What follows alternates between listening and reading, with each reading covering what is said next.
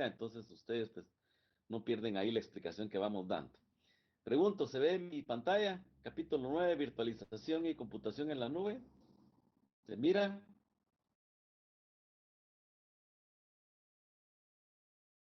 No se mira todavía.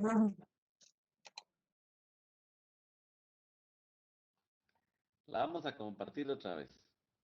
Vamos a ver aquí.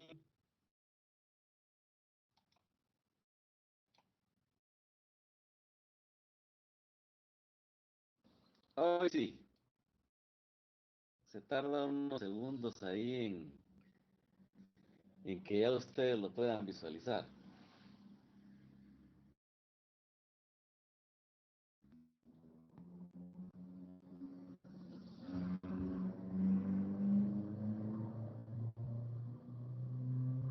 ¿Se mira? Pregunto. No, aún no.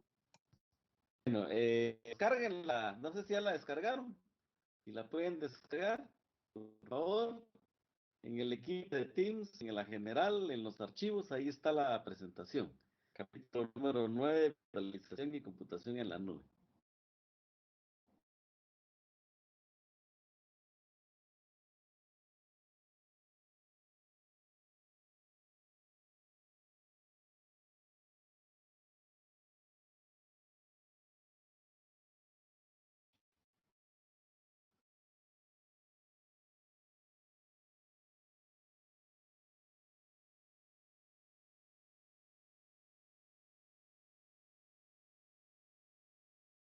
Ahí me avisan, por favor, alguien ahí cuando ya la haya podido descargar y la tenga ya abierta.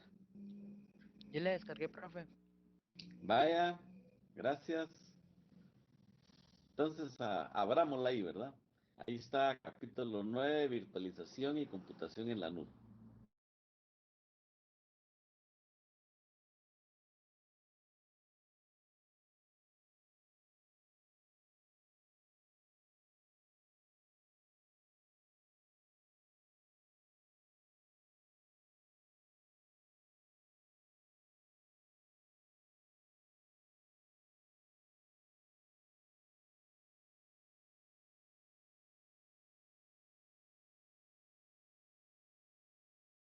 Todavía no, Ever, está como invitado todavía.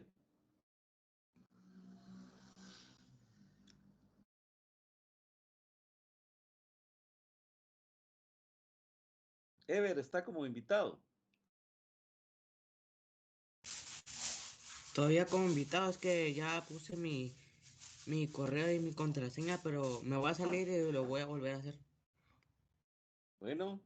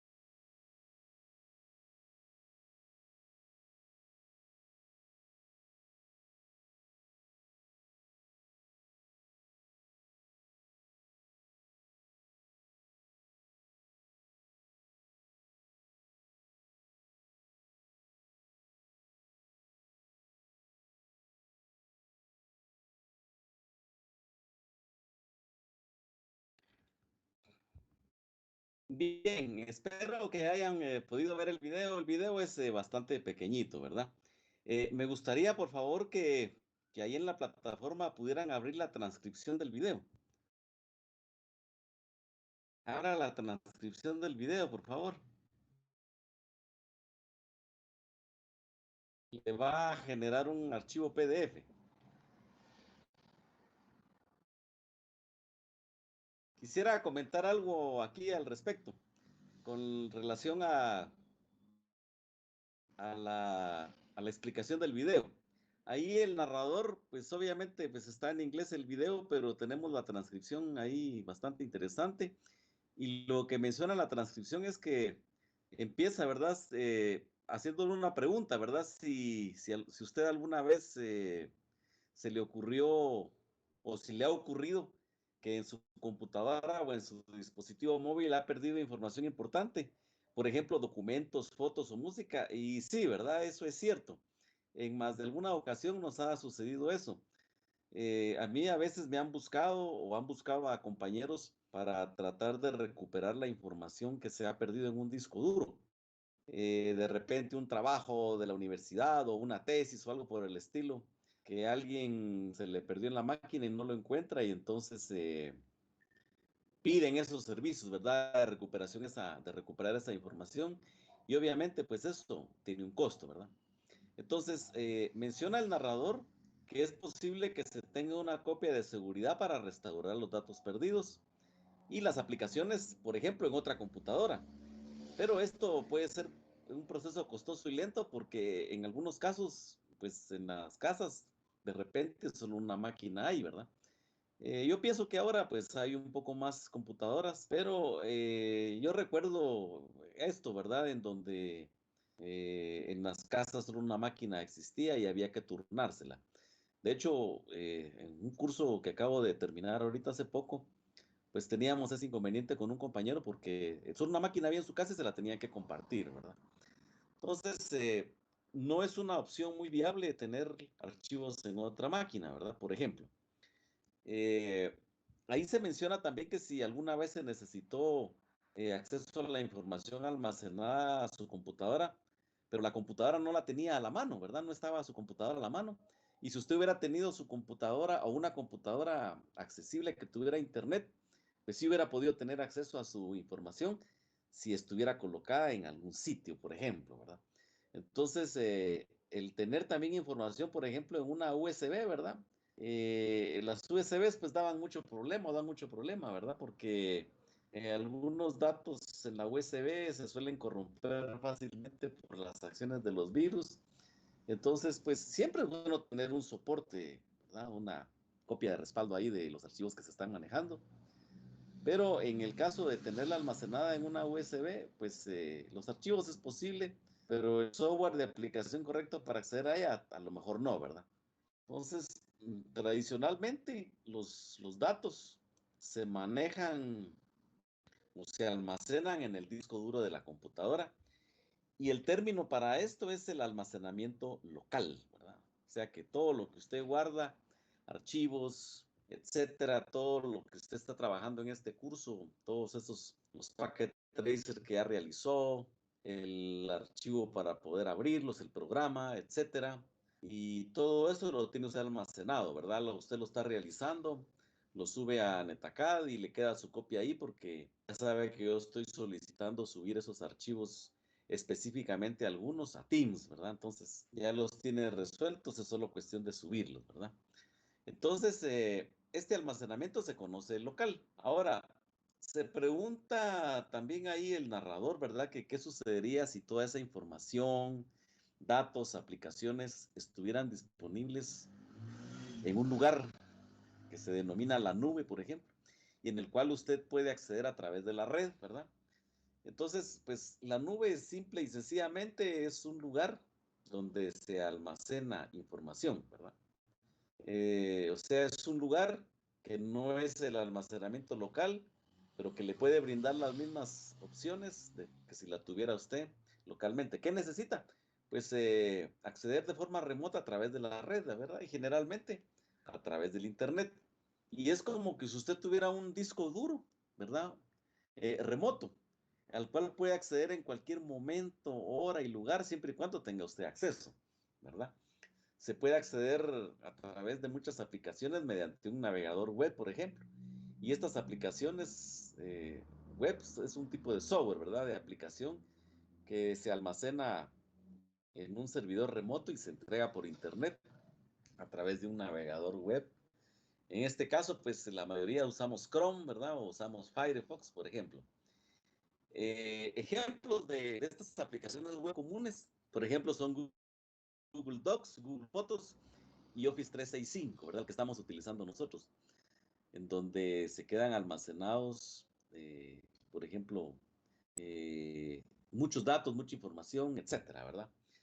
Yo siento que en la actualidad, pues esto se ha vuelto algo muy cotidiano, porque usted ha se dio cuenta, por ejemplo, ¿verdad? De que la cantidad de información que ingresa a su teléfono celular a través de los chats de WhatsApp, fotos, videos, etcétera, en un momento dado saturan y llenan la memoria interna del teléfono. Ya hoy un teléfono con 16 gigas es pequeño, es corto, ¿verdad? Entonces, ¿qué hace uno? Por ejemplo, la cantidad de fotos que uno toma a veces, ¿verdad? ¿Qué fotos del trabajo, qué fotos de una dirección, qué fotos de algo, ¿verdad? O fotos familiares, etcétera. Entonces, ahí tiene usted una opción, por ejemplo, de subir esas fotos a Google Fotos. Es un servicio que está en la nube, que está gratuito y usted, hasta cierta cantidad, y usted tiene la opción de, con su correo electrónico, poder hacerlo. Entonces, ya se está utilizando, ¿verdad? Ya usted utiliza esto, por ejemplo, ¿verdad? Los almacenamientos remotos y usos compartidos de archivos, podemos mencionar, por ejemplo, a Google Drive, ¿verdad? El Dropbox, el Microsoft OneDrive. Eh, en estos se ha versatilizado mucho en la actualidad porque por ejemplo, los trabajos que se realizan en grupo, ¿verdad? En la universidad, en el colegio, se coloca un archivo en un drive, ¿verdad? Y ahí puede ser editado fácilmente y es una herramienta, pues, relativamente sencilla para poder trabajar, ¿verdad? Para poder trabajar esto. Vamos bien, hasta acá, pregunto. ¿Se ha entendido lo que estamos explicando, la que consiste en la transcripción del video? ¿Alguna duda hasta el momento? No, profe. Sí, ahorita nos está viendo. Voy a ver, voy a ponerla, vamos a ver.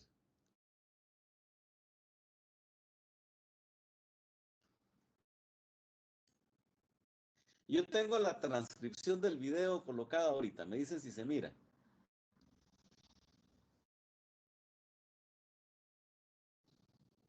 No, pero usted puede descargar el PDF, oye, si no se mirara.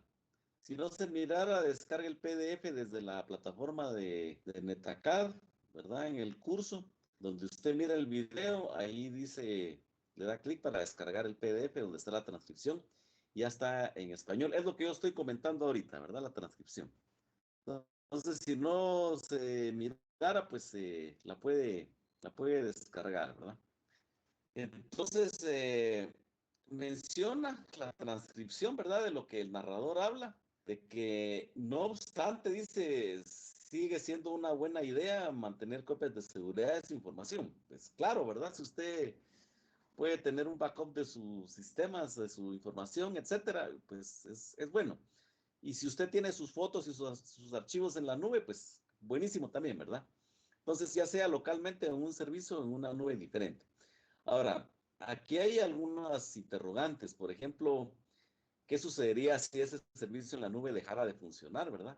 ¿Puede usted recuperar su información? ¿No puede?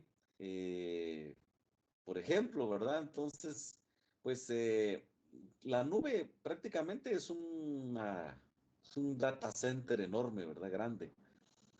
Es un lugar físico también. Pensaría uno que está en el cielo, pero no, está en lugares terrestres, ¿verdad? En algunos lugares en el mar también, por ejemplo, en barcazas estaban queriendo implementar nubes, ¿verdad? Pero imagínese usted un servicio de estos que no importa si no hay energía eléctrica, va a seguir funcionando, ¿verdad? No importa si hay internet o no, va a estar funcionando, va a tener acceso inmediatamente. Ahora, que se pierda la información ahí, pues ahí hay múltiples redundancias, ¿verdad? De discos duros que no permitirían que eso se perdiera. Por ejemplo, un correo electrónico, ¿verdad? Usted puede acceder a sus correos electrónicos de hace rato, ¿verdad? Y entonces ahí están. Y no se han perdido, ahí están, ¿verdad? Entonces, la información ahí, pues es bastante segura. No es que se vaya a perder, pero siempre se menciona un aspecto de seguridad, de ser precavido con respecto a confiar su información en un tercero. Yo pensaría que es como, por ejemplo, que yo venga y tengo un amigo, ¿verdad? Un compañero ahí de clase, y le diga, mira, te voy a dar a que me guardes mi billetera, solo que no la vayas a abrir, ¿verdad? No la vayas a abrir ni vayas a revisar qué hay ahí. ¿Será que el compañero cata la instrucción de no revisar la billetera? Pregunto. ¿Qué dicen ustedes?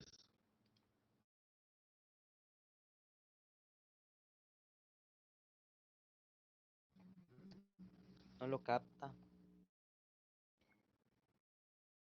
Es posible que no lo haga, ¿verdad? Que no haga la indicación esa, ¿verdad? Le va a dar curiosidad, va a ver, va a revisar. Y ustedes creen, por ejemplo, que la información colocada en una nube no la revisa alguien. ¿Qué dicen ustedes?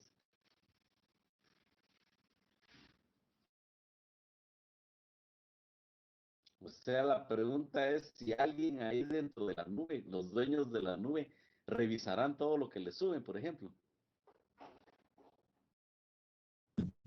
Deben tener filtros o algo por el estilo para ciertas cosas, sí.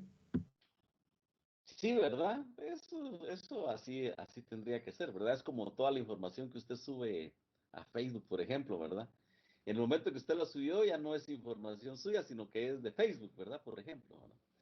Entonces, sí se sugiere, ¿verdad? Que se tenga especial atención en qué es lo que se sube, ¿verdad?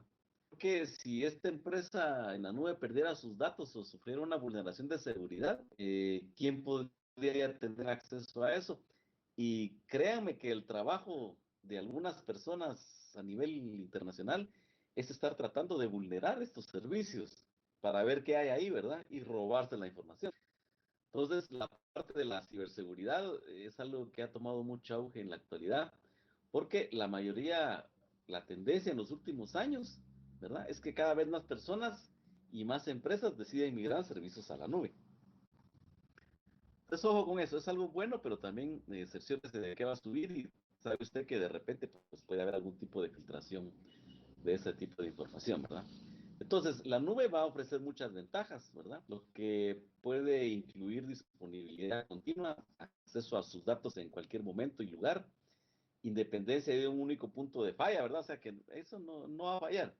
Independencia de la disponibilidad de determinados datos o software en un solo dispositivo o computadora, mayor colaboración. Hay algunos aspectos ahí, ¿verdad? Colaboración, facilitación de mantenimiento. Usted, si contrata un servicio en la nube, por ejemplo, para manejar su empresa, ya no va a prescindir, va a poder prescindir de servicios de mantenimiento, de compra de equipos, etcétera, ¿verdad? Porque este asunto de la nube no es únicamente subir datos o tener archivos en un lugar seguro, sino que también servicios, ¿verdad? Hay servicios, se pueden contratar algunos tipos de servicios, como vamos a ver un poco más adelante, ¿verdad? Entonces, ¿verdad? El punto es que estos servicios van a existir fuera de su entorno y debido a que tradicionalmente se ha representado como un icono de nube, ¿verdad? O sea, una nube en el cielo. Esa es la topología que aparece en los esquemas, ¿verdad? Por ejemplo, los de Packet Tracer y los de la mayoría de aplicaciones que tienen que ver con esto. Entonces, por eso se dice ahora que los servicios están en el nube, ¿verdad? A eso se refiere. ¿Alguna pregunta con relación a la interpretación del video y la introducción del tema? Pregunto.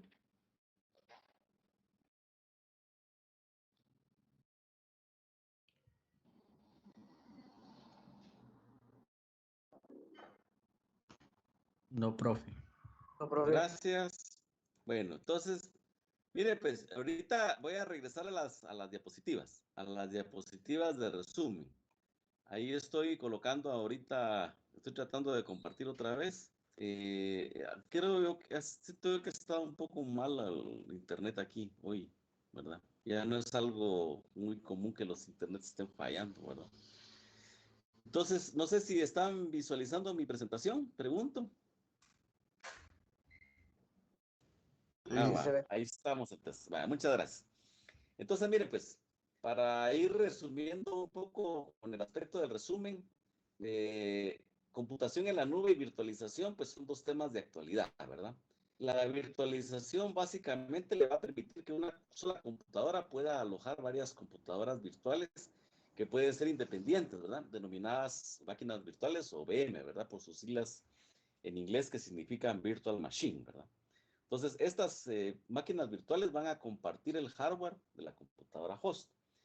Entonces, ya este concepto lo tenemos, pienso yo, un poco claro, porque como se recordarán, yo había dejado como reto poder descargar un VirtualBox y alguien por ahí me recuerdo que me dijo que iba a usar un VMware. Perfecto, no hay ningún inconveniente, pueden usar el virtualizador que les convenga, que lo puedan manejar.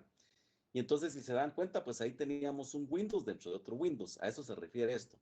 Pero obviamente, las máquinas virtuales van a depender del hardware de la computadora anfitriona, ¿verdad? O sea, la computadora host, ¿verdad? Entonces, este software de virtualización separa el hardware físico real de las instancias de la virtual machine, ¿verdad? Entonces, si bien hace uso de ese hardware, pues va a tener independencia como que fuera una máquina extra, ¿verdad? Entonces, esta imagen de una máquina virtual se puede guardar como un archivo y luego volver a iniciarse cuando sea necesario. Por ejemplo, si usted tiene un archivo de Word y lo trabaja y lo guarda y se lo lleva en la USB y se va a su establecimiento o se va a otro lugar y lo abre en una máquina que tenga instalado, el Word lo va a poder visualizar. Pues las máquinas virtuales es igual, ¿verdad? Si yo tengo instalado un VirtualBox, por ejemplo, y creé una imagen de una máquina virtual, la puedo exportar, ese es el término utilizado para las máquinas virtuales, y la puedo almacenar en un archivo que me puedo llevar, pues si cabe en una USB, y me puedo ir a otro lugar en otra máquina donde esté instalado el VirtualBox, y ya le digo yo importar, ¿verdad? Puedo abrir ese archivo. Pues sé que una máquina entera, así virtual, yo me la puedo llevar de una máquina hacia otra. A eso se refiere cuando se habla de la imagen de una virtual machine. ¿Sí está claro esa parte? Pregunto. ¿Alguna duda?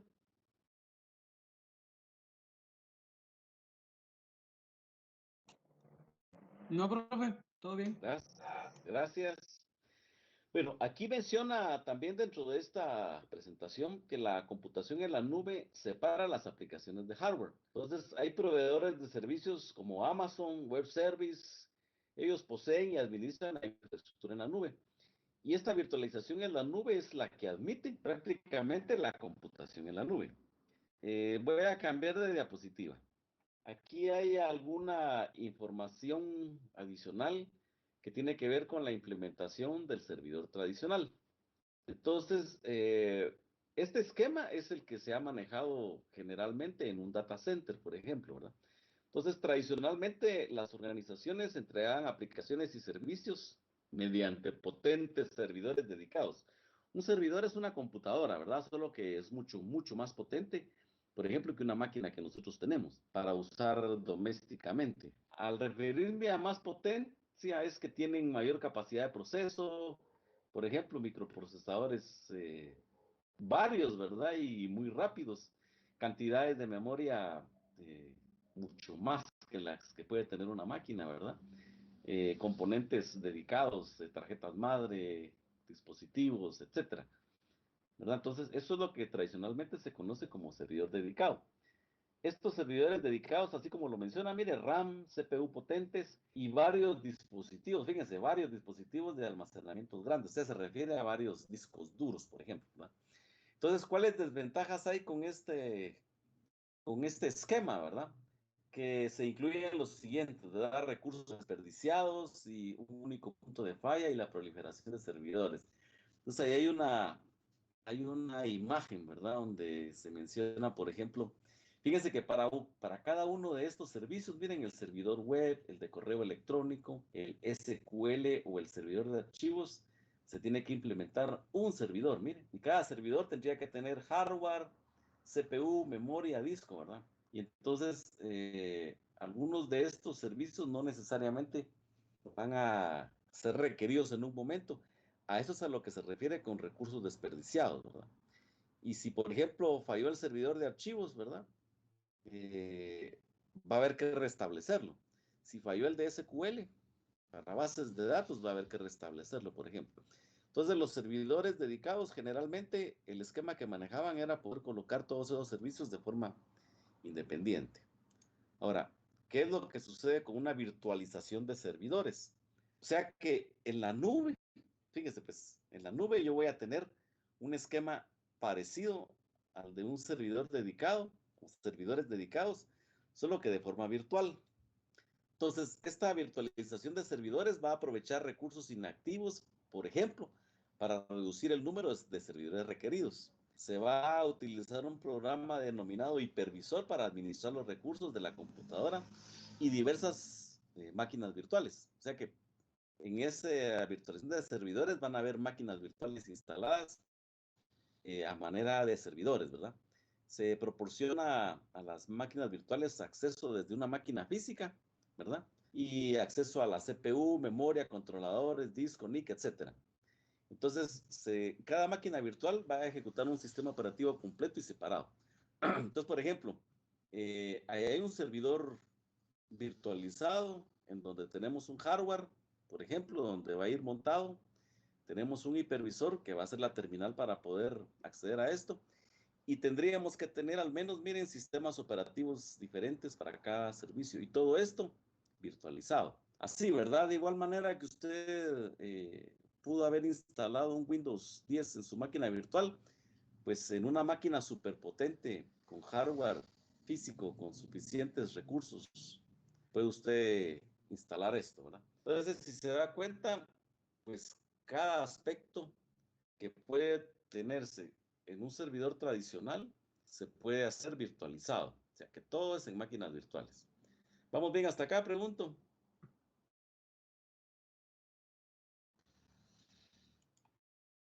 Sí, profe. Vaya, cambié de diapositiva en donde están las ventajas de la virtualización. Mire, mejor uso de recursos, ¿verdad? Se requiere menor espacio, se consume menos energía, reducción de costos, aprovisionamiento más rápido de servidores, tiempo de actividad maximizado, recuperación tras desastre mejorado y soporte para sistemas antiguos. Lo interesante con estos sistemas virtualizados es que, por ejemplo, si una máquina virtual falla, pues es cuestión solo de restablecerlo con una imagen de otra máquina exactamente igual que ya se tenga preparada y entonces no habría ningún inconveniente, ¿verdad? Todo esto tendría que funcionar.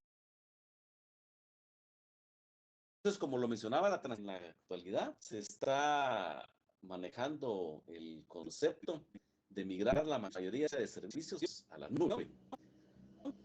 Por ejemplo, yo tuve oportunidad de ir no sé si alguien ha oído hablar de los Tigo Business Forum que se realizan en el Hotel Camino Real. Estos son convenciones anuales donde se reúnen a personalidades internacionales y vienen a dictar conferencias. Recuerdo que en alguna de esas conferencias se invitó a personalidades de aquí de Guatemala, empresarios, una óptica muy famosa de nombre Devlin, no sé si la han oído. Se invitó también a Farmacias Godoy, creo que era, fíjese, creo que sí era. Y el otro era Domino's Pizza, ¿verdad? Y entonces ellos contaron sus experiencias con relación a migrar todos sus servicios hacia la nube, ¿verdad? Hacia la nube. Entonces, como se mencionaba, ¿verdad? Y todos estos servicios generalmente pues son de forma virtualizada, ¿verdad? Entonces, esto es una tecnología que está tomando mucho auge. Cambié de diapositiva ahorita. Dice virtualización del lado cliente, ¿verdad? Entonces, ¿quién será el cliente? Pregunto.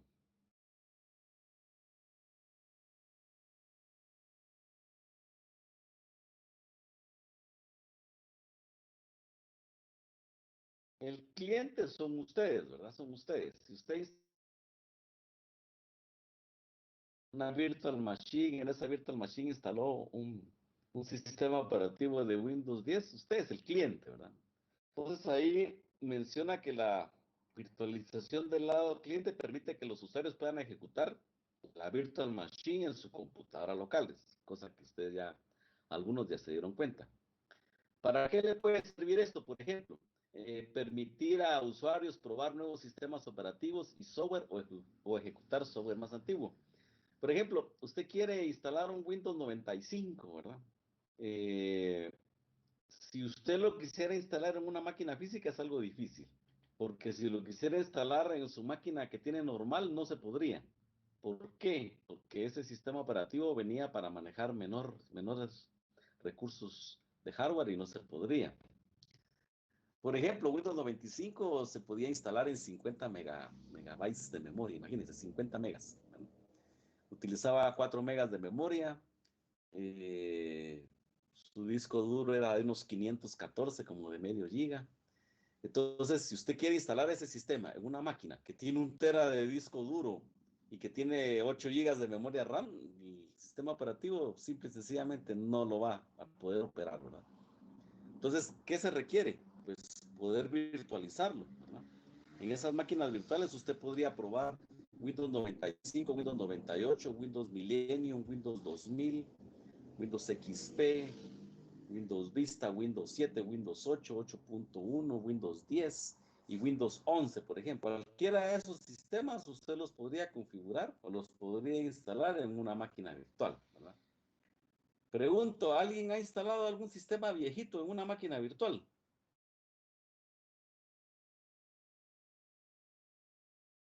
No, ninguno. Bueno, de repente le da la inquietud de poder instalar. Va, gracias.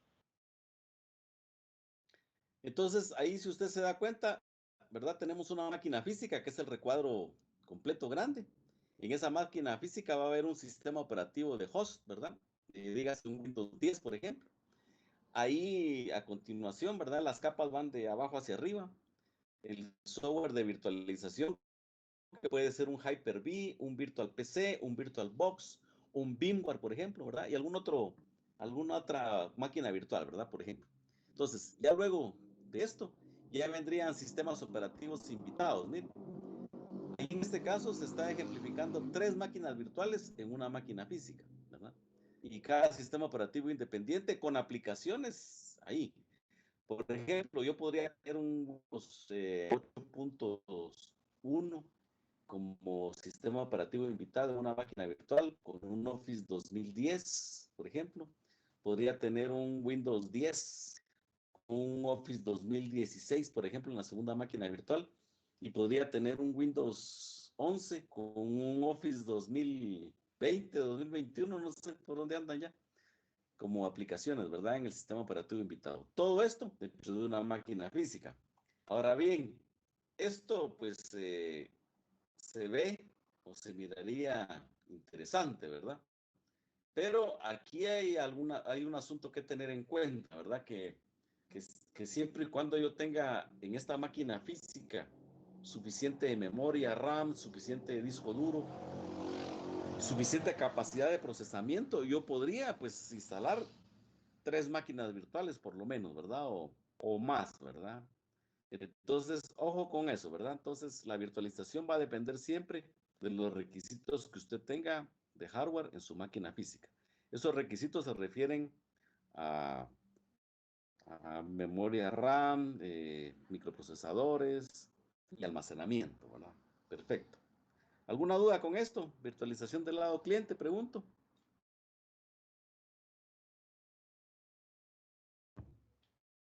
Bien, vamos a pasar a la siguiente diapositiva. Y aquí hay un término interesante que denomina a hipervisores de tipo 1 e hipervisores de tipo 2, ¿verdad? Entonces, un hipervisor de tipo 1 se le denomina nativo, ¿verdad? Se utiliza generalmente con la virtualización de servidores. Por ejemplo, los utilizan en centros de datos y computación en la nube. Hipervisor de tipo 1, miren. Entonces, ahí hay una gráfica, dice nativo de tipo 1, hay un servidor físico donde tiene un hardware, se instala un hipervisor y hay sistemas operativos anfitriones o invitados ahí, ¿verdad? El hipervisor de tipo 1 ejecuta directamente el hardware de un host y administra las asignaciones de recursos del sistema a las virtual machine. Entre estos hipervisores tipo 1 está VMware, vSphere, el Xen, servidor VM de Oracle, por ejemplo. Y ahí tenemos otro ejemplo en las fotos, esos cuadros que hay donde dice nativo de tipo 1, nativo de tipo 1 en el de abajo. Y si se da cuenta, en la gráfica de arriba está de forma generalizada, pero en la de abajo ya se da usted cuenta que, por ejemplo, virtualizados puedo tener un Windows Server, un Linux Server y otro sistema operativo, ¿verdad? Cualquier otro sistema operativo ahí. ¿Alguna duda con los hipervisores de tipo 1? Voy a cambiar de diapositiva. Los hipervisores de tipo 2, ¿sí? Son hipervisores alojados, se utilizan comúnmente como virtualización del lado cliente. Estos hipervisores tipo 2 funcionan con las computadoras de host para crear y utilizar varias virtual machines. Por ejemplo, el VirtualBox que están utilizando ahorita es un hipervisor de tipo 2, ¿verdad? Y ahí se incluye el VMware, Workstation, Windows Hyper-V, por ejemplo, y Oracle VirtualBox. Ahí tenemos alojado tipo 1. Vamos a ver quién nos está metiendo ruido ahí en el micrófono.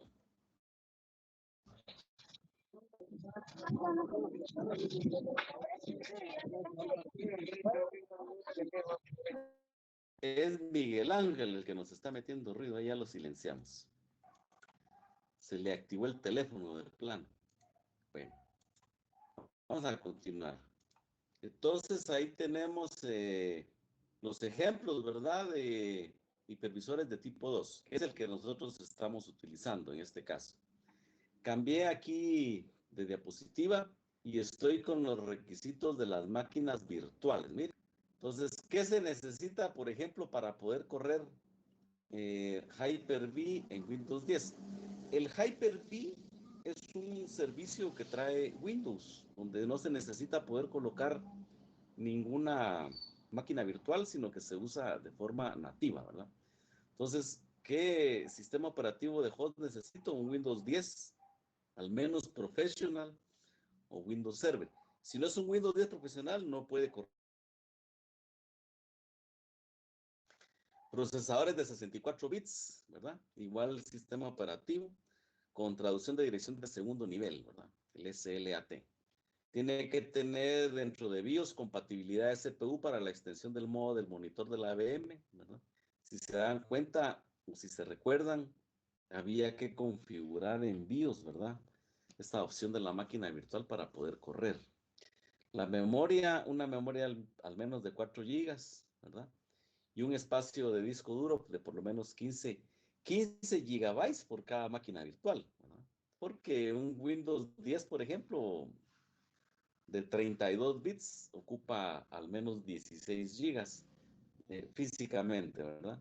Y un Windows de 64 bits, Windows 10 64 bits, son al menos 20 gigas. Entonces, pero ya estas medidas, estos parámetros de capacidad en la actualidad no es algo fuera de lo común, ¿verdad? Porque ya estamos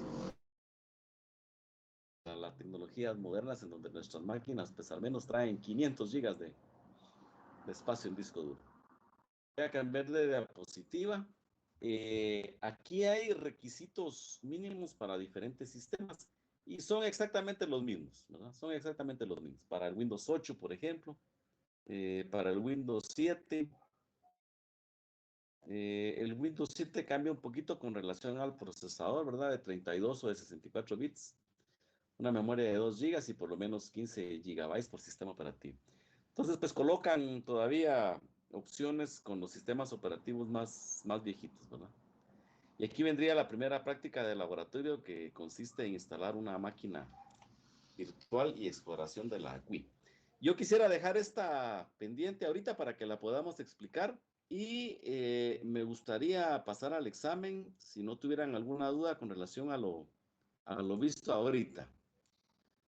Pregunto, ¿tendrán alguna pregunta, alguna duda? de lo expresado con los supervisores. Sí se Por el escucha. momento, Ahí estamos. Bueno, gracias, David. David Martínez. Bueno, entonces, ¿qué examen era para hoy? Hoy les pregunto antes porque de repente se me va la onda ahí. ¿Cuál nos tocaba ahorita?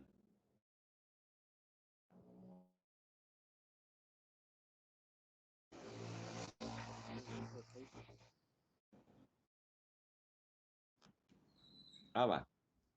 Examen de control de certificación, capítulos 5 y 6. Perfecto. Va. Si me dan chance ahorita, entonces lo vamos a activar para que le demos jaque mate de una vez. Si no tienen ninguna otra pregunta o duda, hacemos el examen y de ahí continuamos con el laboratorio. Vamos a explicar a ver en qué consiste y lo vamos a ver a detalle.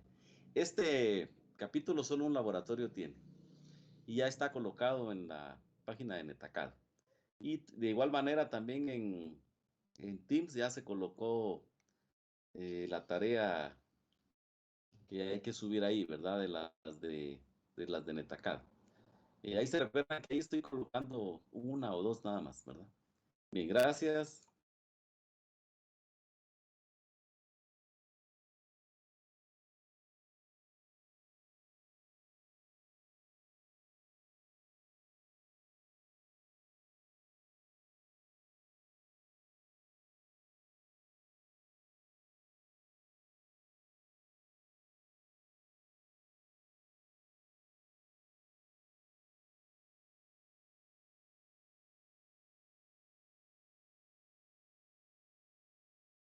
Laboratorio y lo vamos a ir explicando.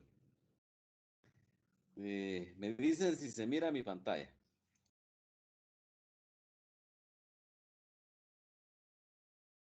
Sí, se ve. Ok, sí, profesor. muchas gracias. Bien, pues este es el único laboratorio del capítulo 9. Aquí la práctica del laboratorio consiste en instalar un Linux, que es un sistema operativo de software libre, en una máquina virtual y hacer una exploración de la GUI o de la WI o de la interfaz gráfica. Eso significa, esas letras, GUI significa Graphic Interface, ¿verdad? Interfaz gráfica.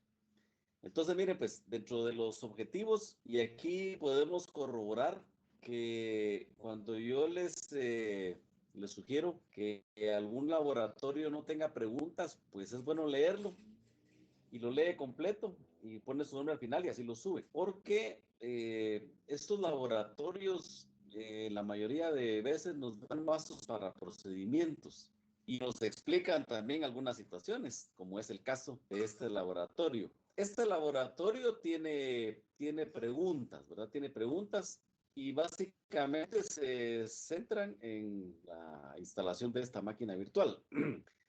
Si tienen alguna duda, me pueden interrumpir, no tenga pena, ¿oye? Me pregunta ahí. Entonces, miren, pues, los objetivos, la parte 1 consiste en preparar una computadora para la virtualización. Pregunto yo, ¿en qué consistirá esta preparación de la computadora? Los que ya me hicieron el reto de instalar un Windows 10, pregunto, ¿en qué consistirá preparar una computadora para la virtualización?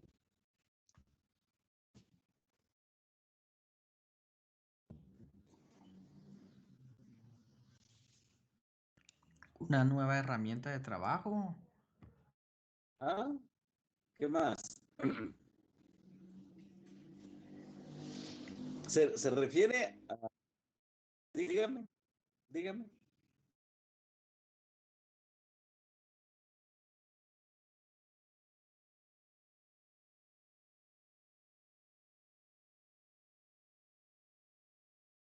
Perfecto, le vamos a dar 100 puntos, ¿ahí está? Buenísimo, eso sería lo primero. Buenísimo, sí.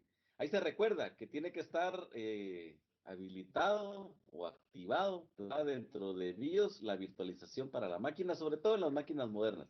Ese sería uno de los pasos para la preparación, ¿verdad? Se recuerda, ya habíamos hablado de eso. Incluso con el reto ese que les dejé para un fin de semana, algunos me comentaron que no habían podido instalar, pues esa era una de las causas, ¿verdad?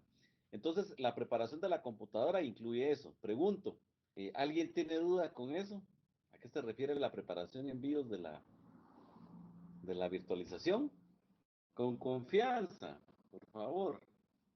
Si no lo comprende, me dice. Bueno, ahí estamos entonces. Entonces, ese sería uno de los pasos. Si usted mira los pasos, la parte 1, parte 2 y parte 3, dentro de la parte 1 de la preparación de una computadora para la virtualización, hay algo más que hacer todavía. La BIOS es una. ¿Qué otra cosa tendría usted que hacer para pasar a la parte 2? O sea, en la parte 1, ¿qué tendría que hacer aparte de la configuración de BIOS que mencionó el compañero para luego pasar a la parte 2? Pregunto. Instalar el software para VirtualBox, tener una imagen ISO. Perfecto, perfecto. Ahí estamos entonces. Muchas gracias. Otros 100 puntos ahí. Entonces, pues esos serían en la parte 1, 3 pasos que dar, ¿verdad? Uno es habilitar la virtualización en BIOS, otra es descargar la máquina virtual, el software de máquina virtual, y otra es descargar el ISO. Ahí estaríamos. Con eso ya podría yo empezar a la parte 2, que consiste en instalar un sistema operativo Linux. Sería la parte 2. Y cuando ya esté instalado la parte 2, ¿verdad? El sistema operativo, voy entonces a la parte 3, que sería explorar la interfaz gráfica de usuario. Entonces quiere decir que usted ya va a tener la máquina instalada y pueda navegar ahí en la interfaz de Linux, que es gráfica, y va a ver qué puede hacer ahí, qué se puede hacer, cómo está conformada, a dónde puede ir, qué hay ahí, ¿verdad? A eso se refiere con explorar la interfaz. Entonces, miren, pues, no sé si hay alguna duda con los objetivos de esta primera parte de acá. ¿Estamos bien? Pregunto. Sí, profesor. Sí, todo claro. Gracias. Bueno, entonces, mire, pues, cuando yo menciono que los laboratorios tienen siempre cosas para aprender, esta es una de los ejemplos, mire, porque aquí me está haciendo un resumen, mire, aspectos básicos, diagonal, situación. Y nos habla que el poder computacional y los recursos, pues en estos últimos años, ¿verdad? Ha aumentado enormemente y hace referencia a al menos 10 años, ¿verdad? De 10 años para acá las máquinas se volvieron unas naves, diría yo, ¿verdad? Unas naves. Entonces, una ventaja de esto es que la mayoría de estas máquinas ya cuentan con procesadores multinúcleo, ¿sí? Y también cuentan con grandes capacidades de RAM, ¿verdad? Multinúcleo ya son de más de 2 núcleos, 2, 4, 8 núcleos, por ejemplo. Grandes cantidades de RAM, pues ya a partir de 4 gigas, pues es bastante, ¿verdad? 4 gigas es bastante RAM. Eh, Siempre dentro de un marco referencial, ¿verdad? Podría yo decir que 4 es poquita, si de repente la máquina acepta 32, ¿verdad? Entonces, pero 4 ya podemos considerar que pudiéramos trabajar, ¿verdad? Entonces, esta capacidad de RAM, ¿verdad? Es la que puede servir para instalar varios sistemas operativos y haciendo uso de ¿qué? Pues de la virtualización en una computadora. Entonces, se activa, se instala un programa y se procede a instalar, ¿verdad? Entonces, con una virtualización, ¿verdad? Con la virtualización, una o más computadoras virtuales van a poder operar dentro de una computadora física, lo que habíamos explicado dentro de las imágenes de la virtualización. Entonces, estas computadoras virtuales se van a ejecutar dentro de computadoras físicas y a las computadoras se les va a denominar máquinas virtuales.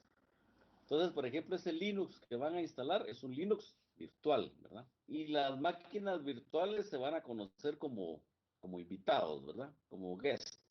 Y las computadoras físicas se van a conocer como host, ¿verdad? Como huéspedes. Entonces ahí hay dos términos, el guest y el host, ¿verdad? El guest y el host. Invitado y huésped. Cualquier persona con una computadora y sistema operativo moderno puede ejecutar máquinas virtuales, o sea, computadora moderna. Si usted de repente no tiene una máquina así muy potente, es posible que no pueda hacer esta práctica, ¿verdad? Es posible que no la pueda hacer. ¿Por qué? Porque su máquina no se lo va a permitir. Ahí menciona también que en esta práctica de laboratorio, ¿verdad? Se instalará el sistema operativo Linux en una máquina virtual mediante una aplicación de virtualización de equipos de escritorio. O sea que usted se fija que diga escritorio, ¿verdad? Como VirtualBox. Después de complementar la instalación, explorará la interfaz gráfica de la Wii o de la GUI, como le quiera usted decir, y también explorará la interfaz de línea de comandos usando esta máquina virtual en una práctica de laboratorio posterior en este curso. O sea que nos va a servir más adelante. Esta máquina nos va a servir más adelante, porque habla de explorar interfaz de línea de comandos usando esta máquina. Recuerdo, no sé, que alguien me preguntó cómo acceder con comandos a esto, pues ahí vamos a tener una práctica bastante bonita, ¿verdad? Con comandos a la terminal de Linux, que es la línea de comandos que menciona aquí. ¿Vamos bien hasta acá? Pregunto, ¿alguna duda?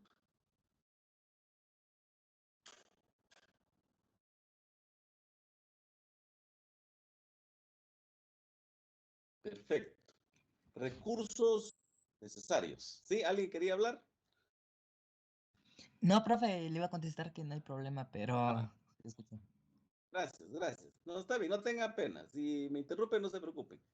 Estas son las situaciones aquí, ¿verdad? De las clases virtuales. No tenga pena, usted me puede interrumpir y no hay problema.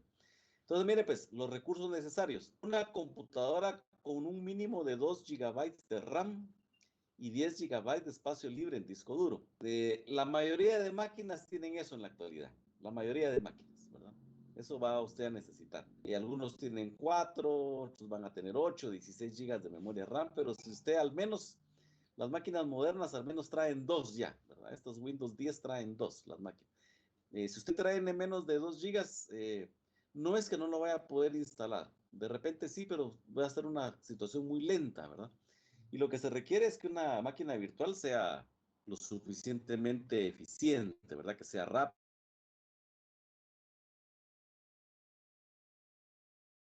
Máquina física, ¿verdad? Y virtualizadas, si tienen un buen hardware de respaldo en donde se instala, pues ahí no hay ningún inconveniente.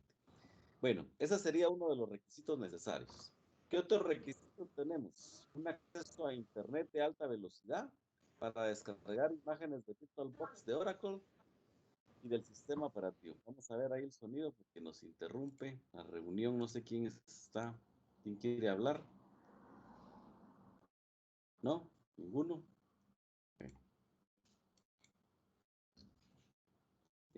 ¿Siguen viendo mi pantalla todavía? Pregunto. Sí, profe.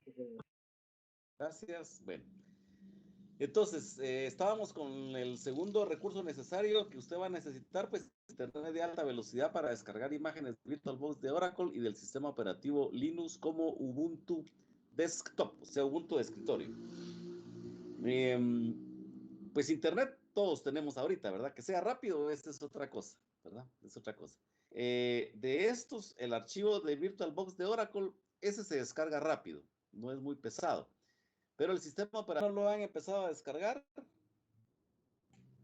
Es a 2.9 gigas. 2.9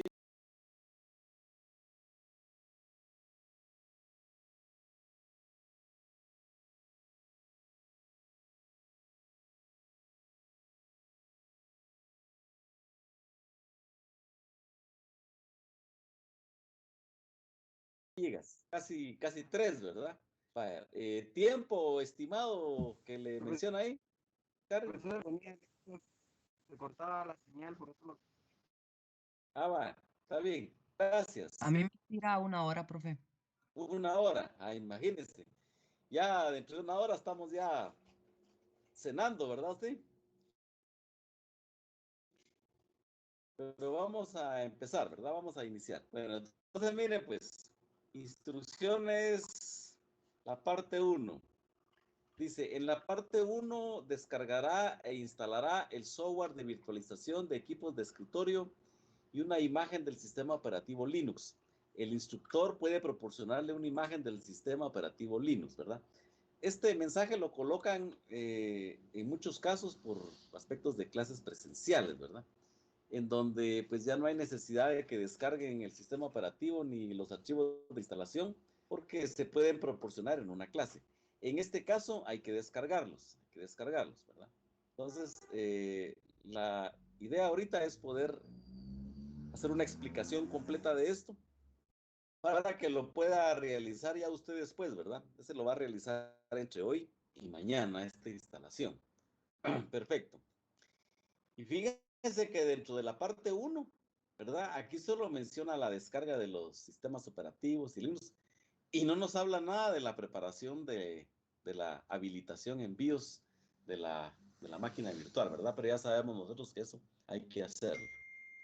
Entonces, el paso número 1, dice VMware Player y Oracle VirtualBox son dos programas de virtualización que puede descargar para admitir el archivo de imagen del sistema operativo.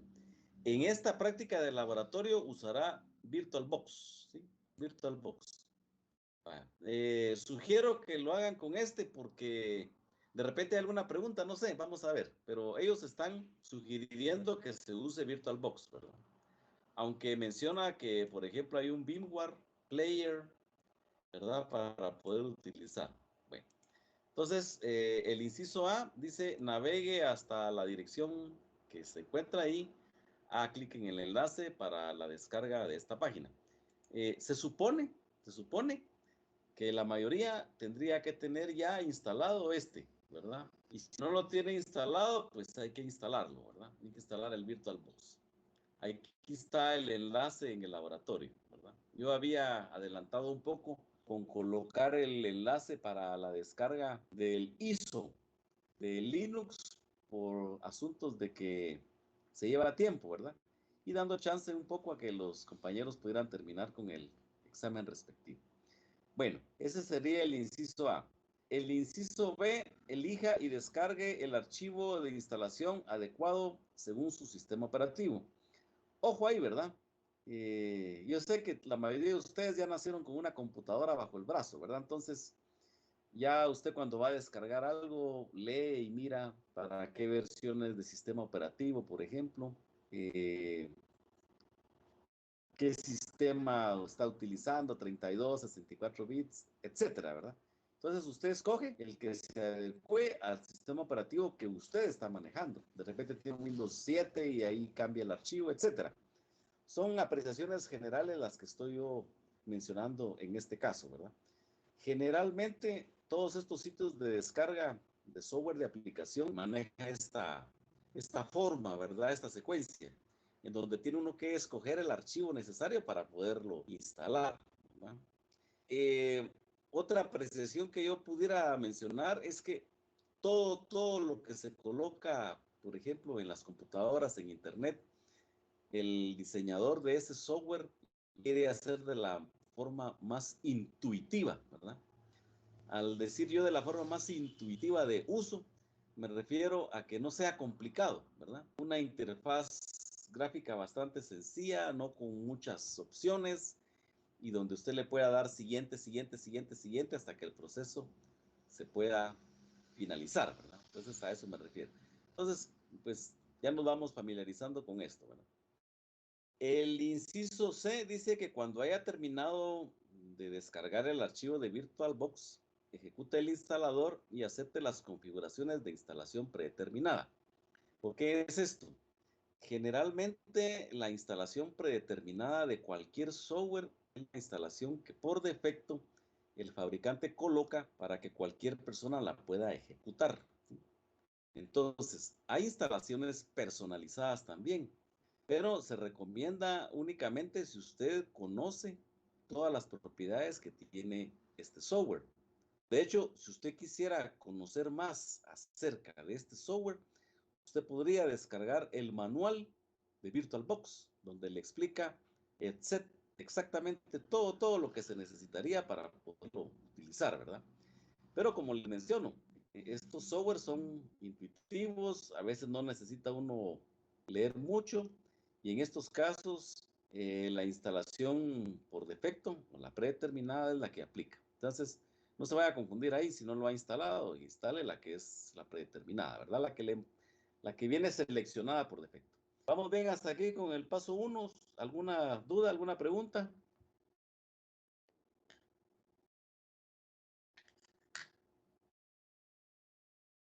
Bien, vamos a continuar entonces. Gracias. Vamos con el paso número 2, ¿sí? Descargar la imagen de Linux.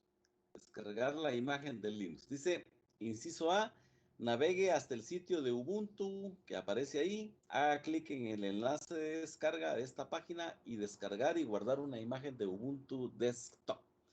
Entonces, este es el enlace que yo les había colocado ahí en el chat, ¿verdad? En el chat de Teams para poderlo utilizar. Bien. Esto ya me corroboraron aquí algunos compañeros que se tarda como 1 hora para descargar, en algunos casos puede ser menos, y que el archivo pesa alrededor de 2.9 gigabytes, ¿verdad? Así es.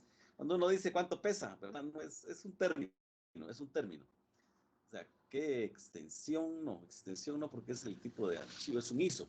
No podríamos decirle que,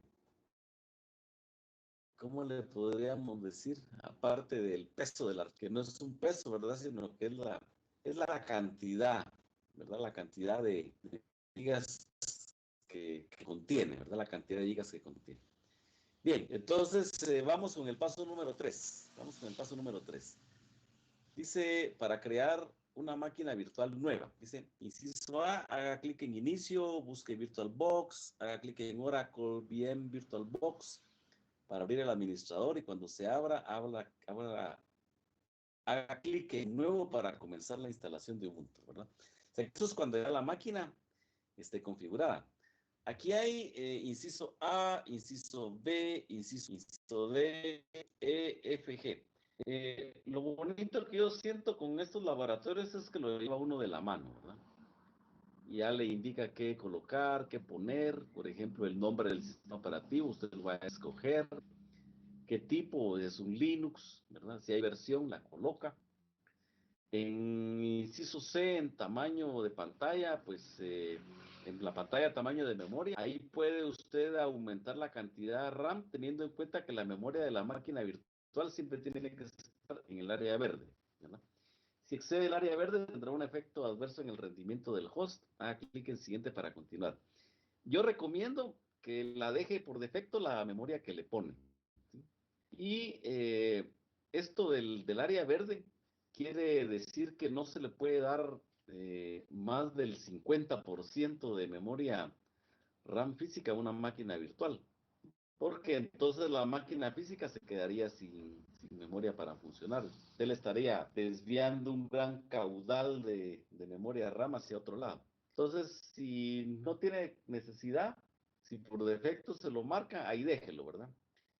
Estas son las configuraciones que hay que hacer al crear una máquina virtual nueva, ¿verdad?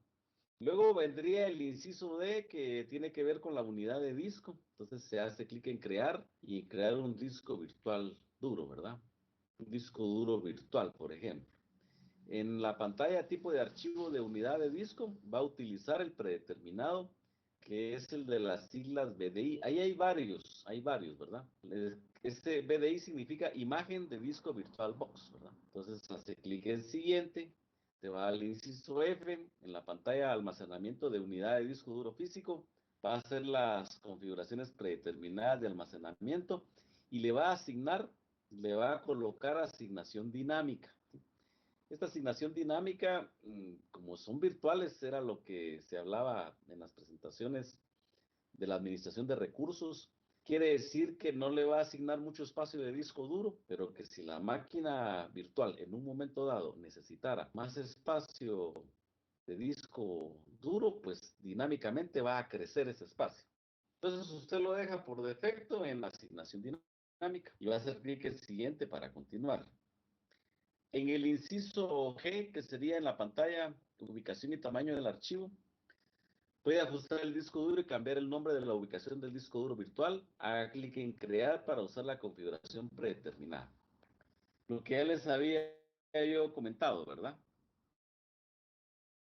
Usted coloca generalmente en estos casos casi todas las configuraciones que vienen predeterminadas, ¿verdad? Quiere decir las que por defecto ya vienen colocadas. ¿Alguna duda con estos incisos del paso número 3? Pregunto.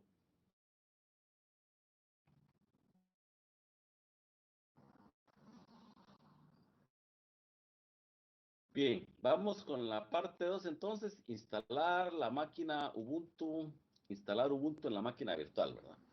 Entonces aquí hay paso 1, monte la imagen. Y montar la imagen quiere decir seleccionarla dentro de la configuración de la máquina virtual ya creada para que empiece a correr la instalación. El inciso A menciona que en la ventana administrador de Oracle VirtualBox, ¿verdad? Va a hacer clic con el botón secundario del mouse en Ubuntu y va a seleccionar configuración en la ventana Ubuntu, configuración.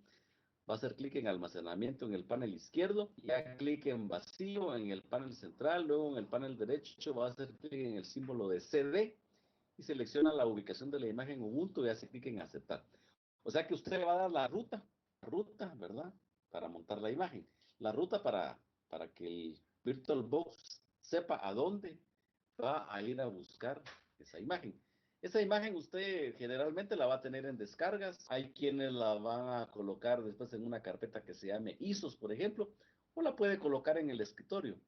Entonces, a eso se refiere esta parte, ¿sí? Darle la ruta al sistema de VirtualBox para que vaya y pueda encontrar el archivo de Ubuntu, ¿verdad?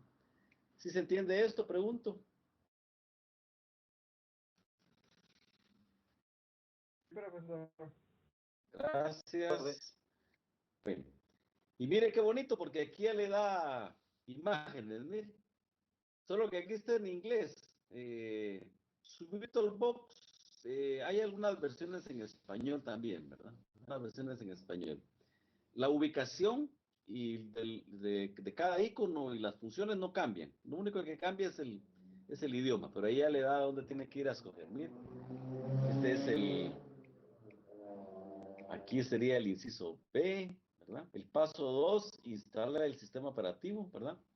Entonces ya ahí hay varios incisos, miren. Dice, le da a decir bienvenido, se va a solicitar que pruebe o instale Ubuntu. La opción de prueba no instala el sistema operativo, sino que lo ejecuta directamente desde la imagen. Y en esta práctica de laboratorio se instalará el sistema Ubuntu en máquina virtual. Va a hacer clic en instalar. Amplío esto un poquito más. Todos estos sistemas operativos que están en ISOs y específicamente los Linux solían venir en una figura que se denominaba CD Live, así del inglés, ¿verdad? Del inglés CD, Compact Disc, vivo, ¿verdad? L-I-V-E, Live, ¿sí? CD Live. Este CD Live traía las características, los puntos de poderse ser cargados en memoria RAM, reiniciando la máquina sin afectar el sistema operativo que yo tengo ahí. Entonces se carga en un sistema y es una versión que no se instala, sino que solo se visualiza para poderla utilizar. Aquí en el inciso A están haciendo la salvedad, ¿verdad? De que en esta práctica de laboratorio se va a instalar, ¿sí? Se va a instalar, ¿sí? No la opción de prueba, sino que la instalación. Entonces usted va a hacer clic en instalar. ¿Sí está clara esta parte de aquí? Pregunto.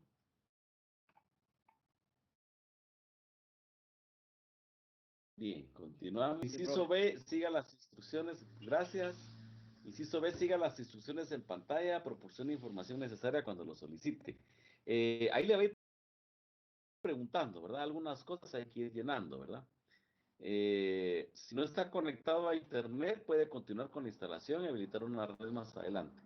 Normalmente esas instalaciones ya modernas solicitan que esté uno conectado a internet porque luego ubican la localización en donde uno está y uno mismo la puede colocar también, porque todos estos sistemas Linux, al nomás instalarlos, generalmente las versiones de Linux las hacen cada año, ¿verdad? Entonces hay la versión 18, la 19, la 20, la 21, etcétera. Y la hacen en un periodo de tiempo en donde ya no la modifican, sino que ya queda fija dentro de los repositorios donde almacenan esto, ¿verdad? Estas imágenes. Pero una de las primeras acciones es prácticamente actualizar, ¿verdad? Actualizar actualizar ese Linux, porque normalmente va a traer actualizaciones para poder ser utilizado, ¿verdad? Bien, este sería el inciso B. El inciso D, el C, perdón, dice que dado que esta instalación está en una máquina virtual, es seguro borrar el disco e instalar Ubuntu sin afectar el equipo host. O sea que no tenga usted pena cuando le diga que al instalar Ubuntu va a borrar el disco y se va a instalar. No tenga pena porque no le va a afectar su máquina física, sino que en este caso es el disco duro virtual, ¿verdad? Entonces, si esto fuera en una máquina, en una computadora física, ahí sí, ¿verdad? Va a reemplazar el sistema operativo que existe con Ubuntu. Generalmente todos estos Linux dan una opción de poderse instalar también, ¿verdad?